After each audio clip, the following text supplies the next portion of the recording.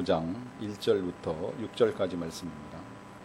구약성경 567면 열왕기하 5장 1절부터 6절까지 말씀입니다. 이 계시의 말씀을 제가 받들어 읽어드릴 때 살아계신 하나님의 음성을 들으실 수 있기를 바랍니다.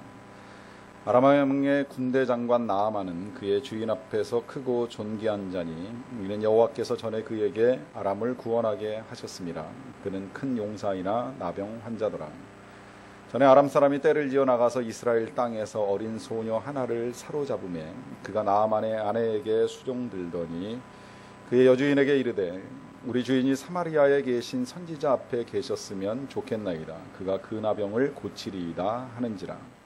나만이 들어가서 그의 주인께 아뢰어 이르되 이스라엘 땅에서 온 소녀의 말이 이러이러하더이다 하니 아람 왕이 이르되 갈지어다. 이제 내가 이스라엘 왕에게 그를 보내리라 하더라. 나만이 곧 떠날새 은 10달란트와 금 6,000개와 의복 10벌을 가지고 가서 이스라엘 왕에게 그 글을 전하니 일러스되 내가 내 신하 나아만을 당신에게 보내오니 이 글이 당신에게 이르거든 당신은 그의 나병을 고쳐주소서 하였더라. 추석 명절 잘 보내셨습니까? 명절 연휴 잘 보내신 줄로 믿습니다.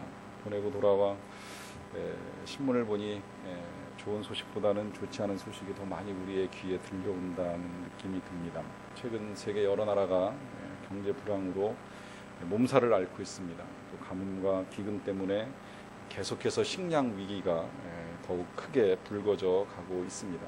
우리나라도 예외는 아닌 것 같아요. 지난 4년 동안 우리나라의 연평균 경제 성장률이 3.1%인데 역사 이래 사상 최저치라고 말을 합니다. 금년 한 해 동안 지금까지 파산 신청을 한 기업이 163개나 되는데 보통 1년에 신청하는 기업 수보다도 좀 많다고 볼 수 있습니다.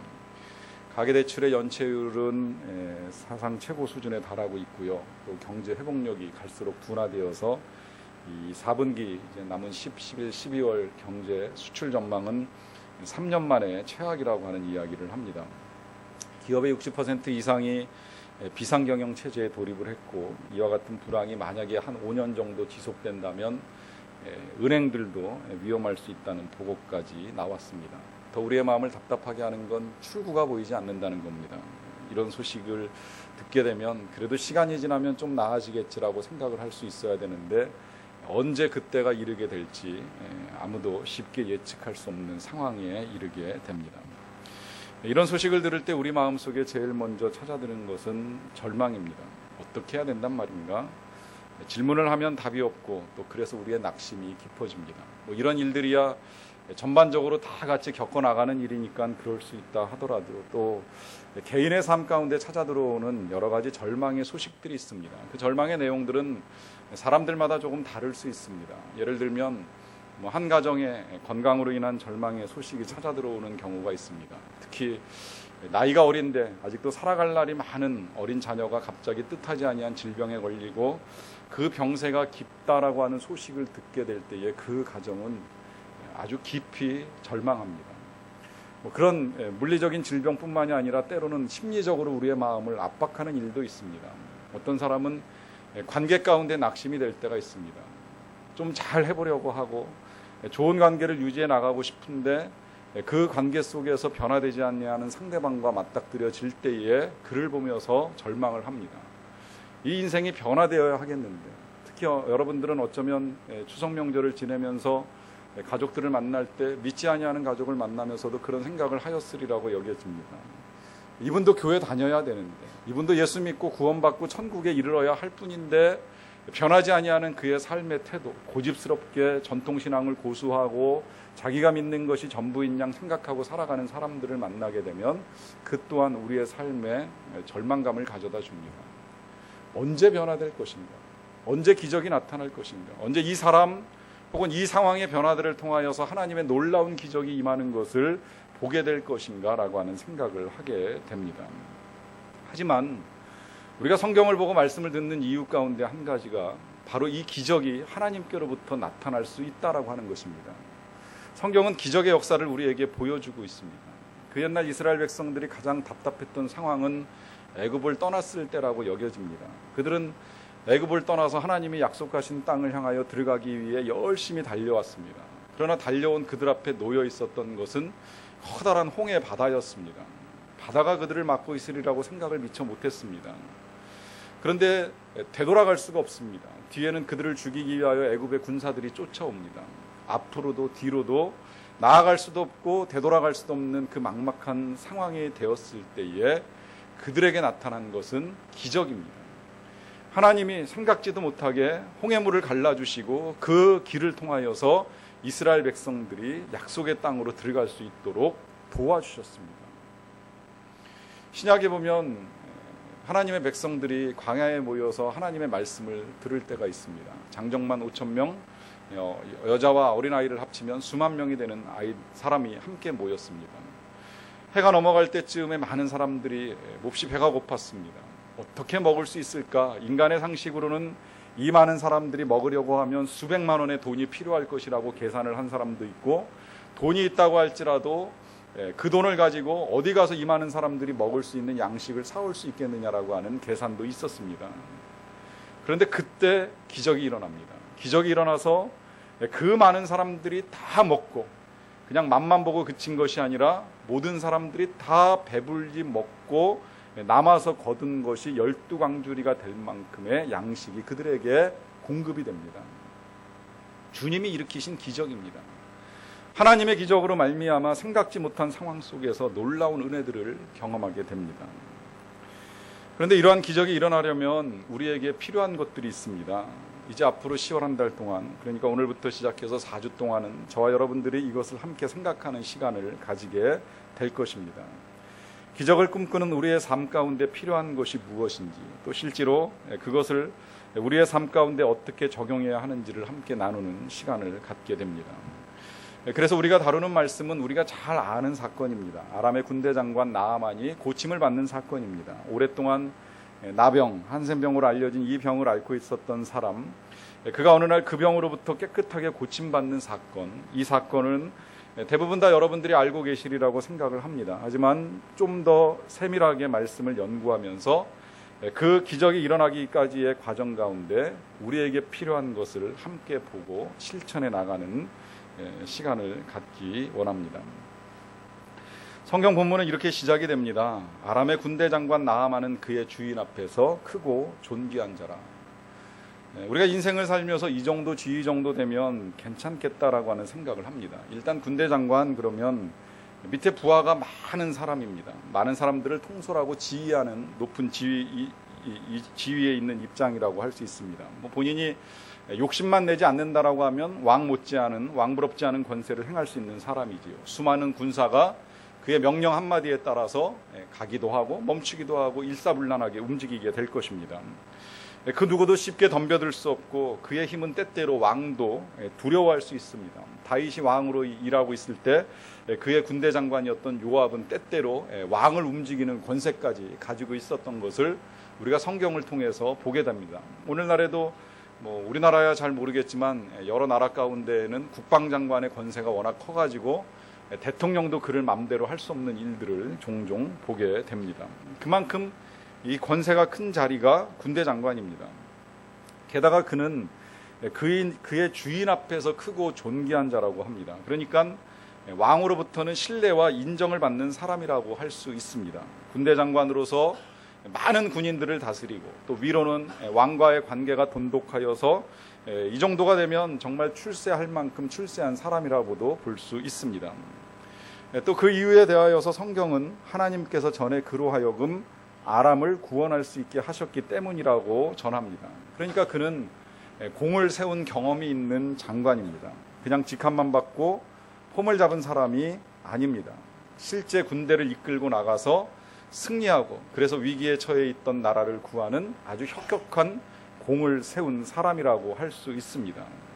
이 정도가 되면 그를 따르는 백성들의 신망도 대단했다고 볼 수 있습니다. 그런데 이 대단한 사람 설명 말미에 이런 말이 덧붙여져 있습니다. 그는 큰 용사이나 나병 환자더라. 그가 큰 용사인 것만큼은 틀림이 없는데, 특별하고 우월한 인생을 살아가는 사람인 것만큼은 틀림이 없는데 안타깝게도 그는 지금 나병에 걸려 있다는 거예요. 여기서 우리는 이런 사실 한 가지를 먼저 발견하죠. 아무리 잘 나가는 사람이라고 할지라도 이런 어려움들을, 이런 절망스러운 상황에 부딪힐 수 있게 된다는 것입니다. 특히나 이 상황이 그에게 절망이 되는 것은 당시의 나병이라고 하면 그건 불치병입니다. 고칠 수 없는 병입니다. 저주받은 질병이고 신께 버림을 받았기 때문에 그런 병에 걸린다라고 평가를 받던 병이었습니다. 아무리 잘 나가는 사람이라도 그래서 이런 절망의 상황에 직면하게 된다는 것이지요. 연휴 기간 중에 읽었던 책 가운데 1000번을 흔들려야 어른이 된다는 책이 있습니다. 아프니까 청춘이다로 잘 알려진 그 서울대 김난도 교수님이 후속으로 쓴 책입니다. 거기서 다루는 내용 중에 이런 글이 실려 있습니다.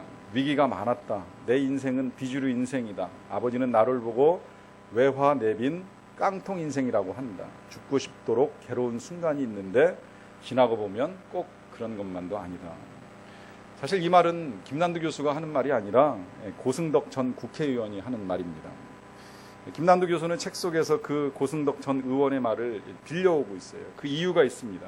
왜냐하면 이 김난도 교수는 서울대 법대를 다니는 동안에 학교 생활 중에 행정고시 공부를 했는데 번번이 실패했습니다. 대학을 졸업하고 아무 일도 하지 않고 오직 고시 공부에만 올인을 했습니다. 그런데 또 떨어졌어요. 그러니까 사귀던 여자친구가 또 실패했느냐라고 하면서 헤어지게 되었습니다. 그 이듬해 또 준비를 해가지고 또 시험을 봤는데 또 실패를 했어요. 그래서 그는 피눈물을 쏟았다고 고백을 합니다. 그런데 반면에 이 고승덕이라고 하는 사람은 대학을 다니는 동안에 사법시험, 행정시험, 외무고시 3개를 재학 중에 다 합격을 했습니다. 말 그대로 공부의 신이고 고시생들 사이에서는 전설로 남아있는 사람이라고 합니다. 그런 사람이 스스로를 일컬어서 비주류 인생이니 깡통 인생이니 외화내빈이니 또 죽고 싶을 때가 있었다라고 하는 말을 한다고 하는 것을 그대로 인용을 한 것입니다. 그렇다고 저자가 이 고승덕 전 의원의 고통을 스스로가 과장했다고 생각하지를 않습니다. 왜냐하면 이 아픔이라고 하는 것은 철저히 개별적인 것이기 때문입니다. 힘들지 아니한 인생이 없습니다. 절망을 경험하고 하지 않고 고통을 경험하지 않는 삶은 없습니다. 어디에서 어떻게 살아가든 고뇌하고 고민하는 일이 우리를 떠나지 않습니다. 비록 한 나라의 군대 장관으로서 권세도 있었고 지위도 있었고 왕의 인정도 받고 대단한 공을 세우고 백성들의 신망을 얻었던 이 나아만이라고 할지라도 그의 삶을 절망케 하는 일이 있었습니다. 질병이 찾아와서 그를 괴롭히는 거예요. 게다가 다시 생각해보면 그 괴로움은 오히려 더 클 수도 있었겠다고 생각을 합니다. 왜냐하면 만약에 그가 그냥 군대 장관이 아니고 평범한 농부나 산골에서 혼자 살아가는 사람이라고 하면 그냥 그 몸, 그 질병 그대로 하던 일 하면서 살아갈 수 있겠지요. 그런데 그는 군대 장관이기 때문에 많은 사람들 앞에 서야 됩니다. 이 많은 사람들 앞에 선다라고 하는 것이 결코 쉬운 일이 아닙니다. 저는 항상 내려오기 전에 제 방에서 큰 거울 앞에 섭니다. 거울 앞에서 제 모습을 다 한번 점검을 하고 여러분들 앞에 서는 일을 하게 됩니다. 그러다가 제가 얼마 전에 이 동영상으로 제 설교하는 모습을 모니터링 하다가 깜짝 놀란 일이 하나 있어요. 그것은 제 이 머리카락이 뒤에가 들떠 있었다는 것을 이제 모르고 설교를 한 일이었습니다. 제가 이 가마의 이 돌아가는 방향이 좀 남달라서 뒷머리가 이게 뜨는 일들이 종종 있는데 이걸 잘 눌러주지 않으면 뒤에가 마치 이렇게 꽁지머리처럼 이렇게 솟아오르는 일이 종종 있습니다. 근데 이걸 앉아서 계시는 여러분들 눈에는 잘 안 보일 때도 있지만 저 카메라는 저보다 높이 달려가지고 저 카메라가 잡고 있었다라고 하는 사실을 몰랐습니다. 이제 그게 이제 영상으로 노출이 되었지요. 그러한 일들이 생겨날까봐 저는 이제 내려오기 전에 거울을 한 번 더 보면서 혹 잘못된 것은 없는가라고 하는 점검을 합니다. 모임분의 인원이 얼마나 많든지 적든지 이 모임 가운데 나올 때에도 저는 제 모습을 돌아보는 일을 하는 것이 예의라고 생각을 하기 때문입니다. 그런데 이 군대 장관 나아만을 생각을 해보십시오.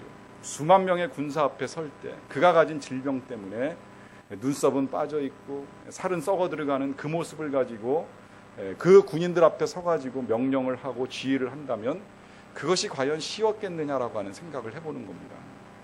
게다가 왕의 신하로 매일 아니면 혹은 뭐 일주일에 한 번이라도 왕 앞에 나가서 만나는 시간이 있어야 되잖아요. 왕께 말씀을 드리고 왕의 말씀을 듣고 의논해야 되는 여러 가지 일들이 있을 때에 이 질병을 가지고 나아가는 건 쉬운 일이 아닙니다.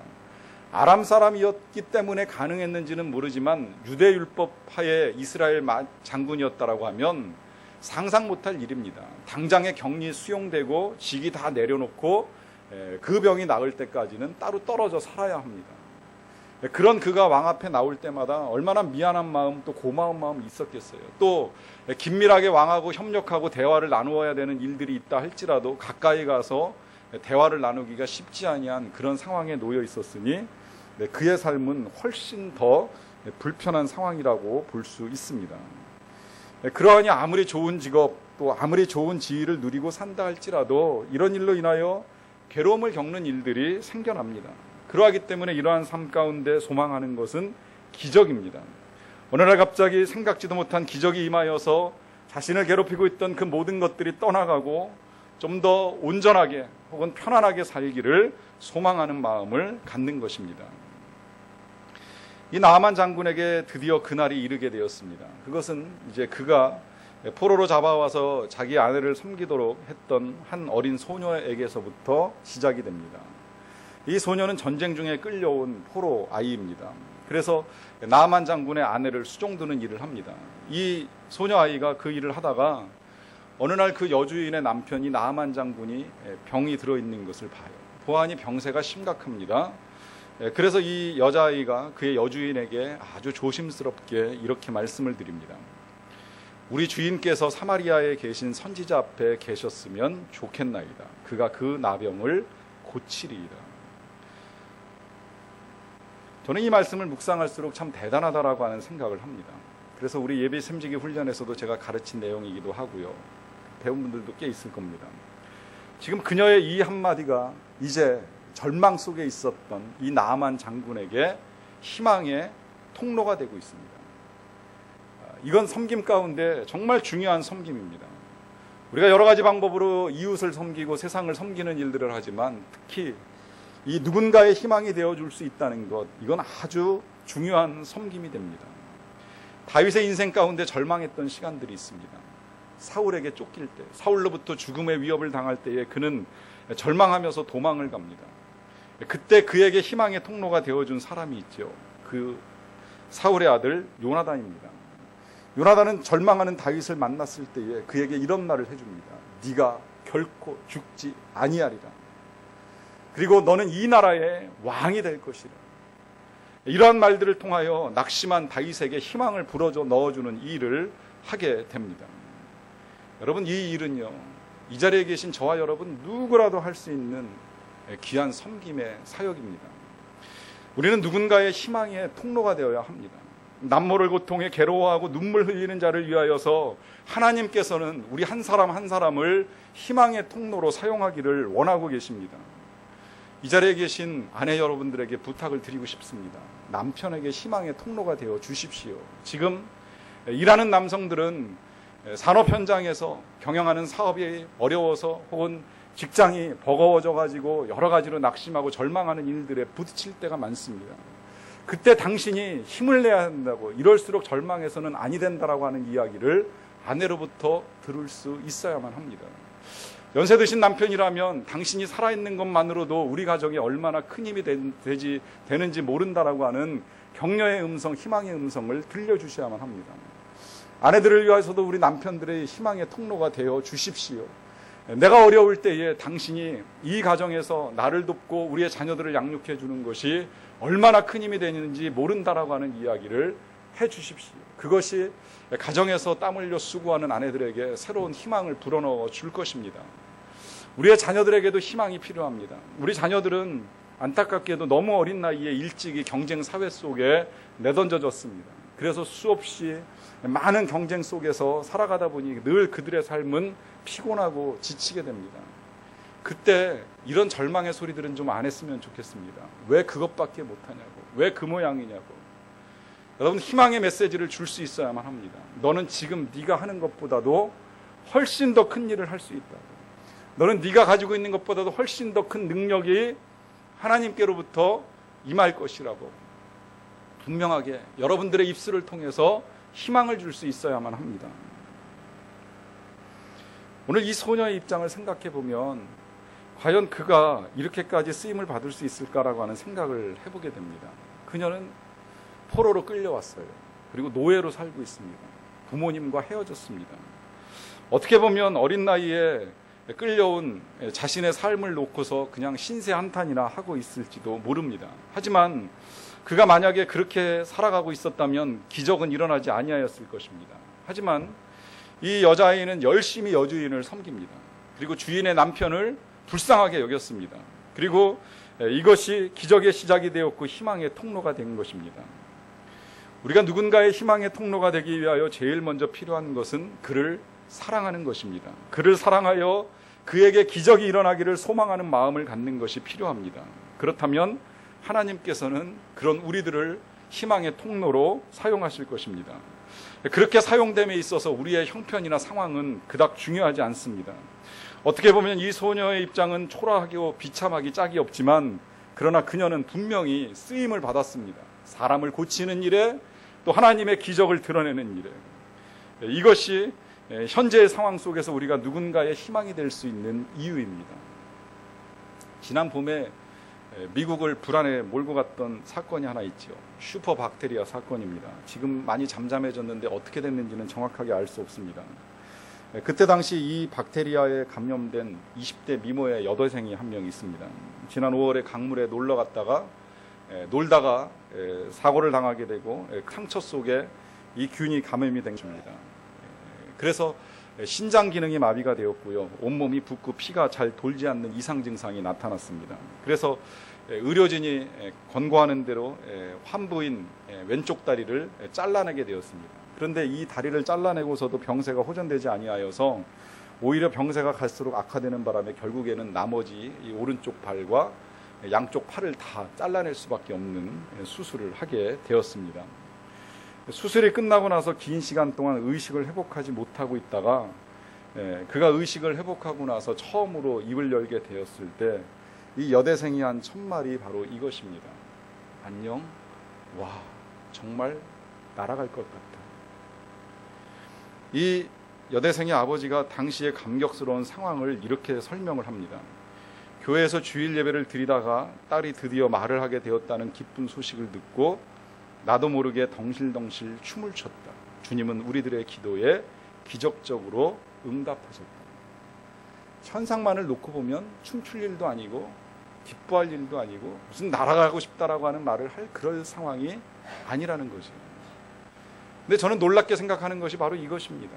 그 상황 속에서 이런 말들을 통하여 이 멀쩡한 몸을 가지고 이 시대에 절망하고 낙심하고 살아가는 우리들을 향하여 그는 분명히 메시지를 주고 있습니다. 그 메시지는 제가 굳이 전달하지 아니하여도 이미 여러분들의 가슴 속에 들렸으리라고 생각을 합니다. 우리는 그보다 절망하지 아니할 더 많은 이유들을 가지고 살아간다라고 하는 것입니다. 그러하기에 우리의 상황이 어떠하든지 우리의 형편이 어떠하든지 우리가 막혀있는 일들이 얼마나 많고 답답한 상황 속에 놓여있다 할지라도 우리는 누군가에게는 희망이 되어줄 수 있는 존재라고 하는 사실입니다. 성경 말씀에는 생략이 되어 있지만 이 여종의 말을 들은 이 나아만의 아내가 희망을 가졌습니다. 그래서 그 희망을 가지고 남편에게 이야기했어요. 남편은 부인을 통해서 들었습니다. 듣자마자 이 남편 나아만도 드디어 희망을 갖게 됩니다. 여러분, 기적이 나타나기 위해서 필요한 것이 그래서 희망입니다. 우리가 절망에 빠진 상황에서 해야 될 일이 이것입니다. 희망을 갖는 것입니다. 우리가 누군가로부터 희망의 메시지를 전달받을 때 그 메시지를 듣고 희망을 갖지 아니하면 절대 아무런 기적도 일어나지 않습니다. 우리가 기적이 일어나기를 바라면서 말씀을 듣는 중에나 혹은 듣고서도 아무런 희망을 가지지 않는다면 절대 기적이 일어나지 않습니다. 물론 때때로 아주 간혹 하나님이 자비하셔서 소망을 잃은 자에게도 기적을 베풀어 주시는 일들이 있습니다. 이런 상황은 이제 대개 보면 그런 상황 속에 놓인 사람이 절망의 상황이 너무 길어진 거예요. 곧 좋아지겠지 생각을 했는데 1년, 2년 세월이 가는데 변화가 안 일어나는 겁니다. 특히 어떤 질병에서 오랫동안 매여 있는 일이 있다거나 혹은 풀리지 않는 사업의 문제가 벌써 한 수년 동안 지속이 되어 오면 이제 와서 무슨 기적이 일어나겠는가, 아무리 희망의 메시지를 듣고 떠들어도 난 그렇게 풀리지 않을 것이라고 하는 절망에 매여 있을 수가 있습니다. 성경에 그런 사람이 있어요. 누구냐면 베데스다 연못가에 38년 동안 누워있던 병자입니다. 이 베데스다는 그런 전설이 있던 연못입니다. 물이 움직일 때 제일 먼저 들어가는 한 사람만 고침을 받는다는 전설이 있는 물입니다. 그 물가에서 38년 동안 움직이지 못하는 질병을 가지고 기다리고 있던 환자가 있습니다. 이 환자를 예수님이 찾아오죠. 찾아와 가지고 예수님이 질문을 합니다. 네가 낫고자 하느냐. 이 질문을 오늘 주제하고 맞춰서 바꾸면 이런 내용이에요. 네가 낫고자 하는 희망이 있느냐. 그때 대답은 뭐예요? 그냥 예 하면 되는 거예요. 네가 낫고자 하느냐? 네, 나 낫고 싶습니다. 이렇게 말하면 되지요. 그런데 그의 대답은 그렇게 터져나오는 것이 아니라 그의 대답은 이렇습니다. 내가 저 물이 움직일 때 들어가야 되는데 나를 물에 넣어줄 사람도 없고 또 내가 들어가고자 하면 다른 사람들이 먼저 들어가 버립니다. 낫고 싶지만 나올 수 없다는 거예요. 도와줄 사람도 없고 양보하는 사람도 없다는 겁니다. 지금까지의 경험에 의하여 그는 지금 이런 대답을 하고 있습니다. 그런데 그 대답 속에는 원망이 담겨 있는 겁니다. 날 도와주는 사람도 없고 나에게 양보해주는 사람도 없고 긴 시간 동안 병이 낫지 않다 보니까 그에게는 희망이 완전히 사라져버리고 원망만이 남았습니다. 다른 사람들 때문에, 도와주지 않는 사람들 때문에, 또 앞서 다투어 나가는 사람들 때문에 내 병이 낫지 않는다고 이웃만 탓하고 있습니다. 그런데 다시 잘 생각을 해보면 이 사람은 희망을 버린 사람이 아니더라고요. 만약에 그가 희망을 버렸다면 집으로 돌아갔겠지요. 여기 왜 노천에서 멍석 깔아놓고 긴 시간 동안 그렇게 수십 년을 기다렸겠습니까? 그가 기다린 것은 한 번이라도 더 저 물이 움직이면 내가 나을 수 있을 것이라고 하는 희망을 가지고 있었기 때문입니다. 그 희망을 가지고 기다리던 중에 그곳에서 예수님을 만나고 그래서 그곳에서 치유를 받고 기적을 경험하고 변화의 삶을 살아가게 되는 것입니다. 여러분 기다리십시오. 그리고 그 기다림 가운데 희망을 버리지 마십시오. 때때로 희망이 사라진다면 차라리 이런 말에 귀를 기울여 보시는 것도 좋습니다. 2009년도 오늘의 작가상을 받은 소설이 있는데요. 책 제목이 나라라 잡상인이라고 하는 책입니다. 제목 그대로 지하철에서 행상을 하는 잡상인 두 사람이 나누는 대화가 소설을 끌고 가고 있는데요. 그 소설 속에서 이 선배 잡상인이 후배 잡상인에게 지하철에서 외판하는 일을 독려하면서 하는 말 중에 이런 말이 있습니다. 지하철이 좋은 게 뭔지 알아? 우리가 이번 칸에서 망했다고 하더라도 기죽을 필요가 없어. 왜냐하면 우리에게는 다음 칸이 있으니까. 지금 여기서 못 팔았다고 해도 절망하지 말자는 거예요. 또 다음 칸으로 가면 되지 않겠는가. 여러분이 다음 칸으로 간다는 건 우리가 다음 기회에 대한 소망을 갖고 나아가는 것을 의미합니다. 지금까지 안 풀렸다고 다음도 안 풀리겠습니까? 지금까지 해결되지 않았다고 해서 다음에도 안 되리라고 절망할 필요가 뭐 있겠습니까? 혹 다음에 안 되면 또 그 다음에 해결해 나가면 되지 않겠습니까? 이 희망을 버리지 않고 살아가는 것이 기적의 출발점입니다. 그래서 희망을 가지고 있는 나아만 장군은 이제 왕을 찾아갑니다. 찾아가서 소녀의 말을 전해요. 그러자 이 왕이 가보라고 허락을 하면서 그 적국, 원래 이 아람과 이스라엘은 적대적 관계였는데 이 적국인 이스라엘 왕에게 친서까지 써가지고 들려서 보내는 일을 하게 됩니다. 내 신하 나아만을 잘 고쳐달라고 하는 당부겠죠. 게다가 은 10달란트와 금 6,000개와 의복 10벌까지 선물로 보내는 일을 하게 됩니다. 이 또한 이 왕이 보여주는 아람 왕이 보여주는 희망의 태도라고 할 수 있습니다. 그 희망의 태도는 희망을 응원하는 것입니다. 여러분이 희망을 응원하는 것과 희망의 통로가 조금 다른 것을 이해하시기 바랍니다. 희망의 통로는 절망에 빠져 있는 사람을 일으켜 세우는 것입니다. 낙심에 빠져 있는 사람에게 다시 소망을 가지고 달려나갈 수 있도록 도와주는 일이 희망의 통로입니다. 희망을 응원하는 것이 다른 것은 뭐냐면 이제 희망을 가진 사람이 잘 달려갈 수 있도록 도와주는 일을 하는 것입니다. 뒤집어서 한번 생각을 해봤어요. 만약에 이 왕이 이 나아만 장군의 말을 듣고 이런 반응을 보였다고 생각을 해봅시다. 있을 수 있는 반응이라고 저는 생각해요. 안 돼.